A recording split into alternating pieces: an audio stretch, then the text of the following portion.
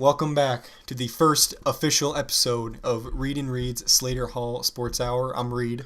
I'm Robert. We were planning on having our first official episode on September 4th, but the audience feedback was just so positive we thought, hey, let's do another one before then. And we got a lot to talk about today. We talked about the MLB trade deadline and our official NFL preview. But we got a lot to talk about today, so let's just jump right into it. So we're just going to go over some of the really major trades from the MLB trade deadline. So we're going to start off with Zach Britton to the Yankees. Zach Britton was traded from the Baltimore Orioles to the Yankees for right-hand starting pitcher Dylan Tate, left-hand starting pitcher Josh Rogers, and right-handed relief pitcher Cody Carroll. And the way it looks, Dylan Tate has a future in the rotation for the Orioles. Then again, who doesn't? Then the future for Rogers and Carroll really seems to be up in the air. I think it was more relief pitching comes at not a very high cost now, so I don't think this was that big of a trade in terms of giving up prospects for the Yankees. That Yankees bullpen, by the way, this isn't my topic, but scary. And this really was a wild trade deadline. The first one I'll speak to the audience about today is Brian Dozier to the Los Angeles Dodgers. Acquired Logan Forsythe and two AA players from the Dodgers, one of them Luke Raley, the 19th prospect in the Dodgers system.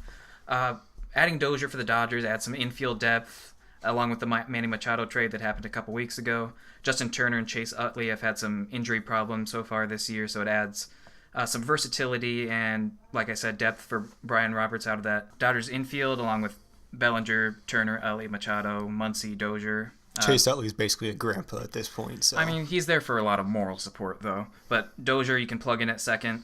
He's hit over 30 home runs each of the past two seasons and add some pop to that lineup. So Chase Utley's basically there as the Jason Hayward of the team. Doesn't actually do anything, but he's there for moral support. He gave one heck of a speech in the World Series, but now he's actually back to producing as a qualified player. $184 million pep talk. That's how it's done. They won a World Series. I'll take that every time. So the next trade we'll talk about, as it's kind of sore for me, is Tommy Pham got traded to the Tampa Bay Rays. It was Tommy Pham and some international signing money went to the Rays for outfielder Justin Williams, left-handed pitcher Genesis Cabrera, and right-handed pitcher Raul Ramirez.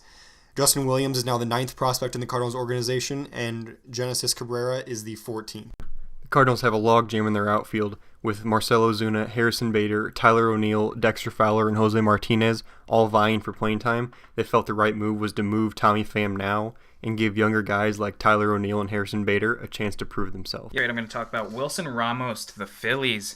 Philly rolling up for that stretch run. The Nationals are mediocre so far this year.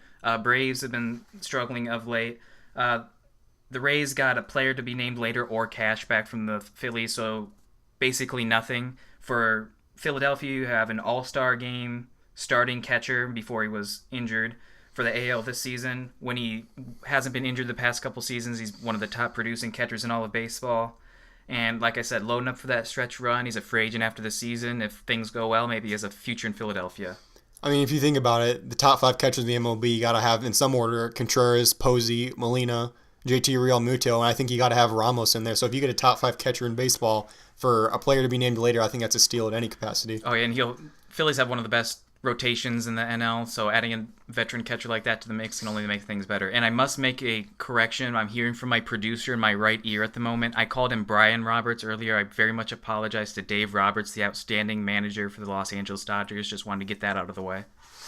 Next trade we have here is Adam Duvall from the Reds got traded to the Atlanta Braves. Braves got back right-hand pitchers Matt Whistler and Lucas Sims and outfielder Preston Tucker. Matt Whistler is a former starter with a career 5.27 ERA. Lucas Sims has 10 starts and 68 innings in his career with a 5.96 ERA. And Preston Tucker is a former top prospect, but he's a career 227 hitter. And all 3 players have negative WAR in the MLB this season. So this was, for Adam Duvall, who can be a big bat, he's only batting 200 this year. So as big as that would have been last year, I don't know if it's that big of a deal this year that Duvall got dealt. Not quite the move that the Phillies make, but they added something. That's all you can really ask for, I guess, out of the Braves for this season. About a season ahead for them. Next trade up, Ian Kinsler to the Boston Red Sox. Now, today he was placed on the 10-day DL, along with Dustin Pedroia, who's likely done for the season, the outstanding second baseman for the Red Sox.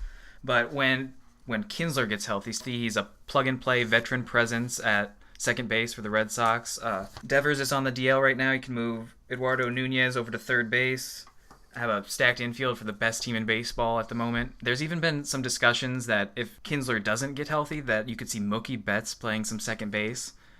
I don't know if that's necessarily what you want to see if you're the Red Sox, but with Ian Kinsler there, you'll have the option. If you Mookie don't Betts wanna do actually that. did get into the game the other day at second base. He was actually, a few years back, he was the third highest ranked second base prospect in baseball behind Colton Wong and Rougned Odor, and he moved to the outfield, and obviously he's one of the best fielding outfielders in baseball Yeah, now. I'd like to keep him in right field, but we'll see. Wherever he's best, it's Mookie Betts either way. Next trade, potentially the most controversial trade, was Roberto Osuna got traded from the Blue Jays to the Astros, and the Blue Jays got back closer Ken Giles and right-handed starters David Paulino and Hector Perez. I don't really know what to say at this point because the Astros said they have a zero tolerance policy, but they also believe in second chances. So they're saying that Roberto Osuna's incident in the past doesn't apply because it didn't happen in their organization. So that honestly seems like kind of a joke that if you have a zero tolerance, it shouldn't matter that it happened a year ago or it happened while I was in your organization. It doesn't seem like it should matter. I was going to bring that up. A zero tolerance policy means zero tolerance, and obviously Roberto Osuna has some domestic violence history, and I'm surprised the fan outcry from the Houston area hasn't been greater about this incident. Maybe once he comes back and starts performing late in the season in the stretch run, everyone will forget about this, but it's certainly a questionable move on the ethics for the Astros. And the Blue Jays got back Ken Giles. He is a former stud closer, but he's had some issues with AJ Hinch this year. So maybe a change of scenery could help him refine his former glory. David Paulino is not much to speak of. Terrible stats so far in the MLB. And Hector Perez is now the 11th prospect in Toronto's system. Next trade up, Cole Hamels to my Chicago Cubs. The Rangers got back 2 minor leaguers and Eddie Butler, and potentially a player to be named later in the deal. The Cubs also got some cash to eat up some of Hamels' deal. Good move by Chicago. Not a flashy move, but a good move. Add some rotation depth. Veteran starter with outstanding postseason experience. You like to add that to the rotation. It kicks Tyler Chatwood to the bullpen, which is only a good thing. He's walked more batters than he's struck out this year. And honestly, I can't stand to watch it in large stretches anymore.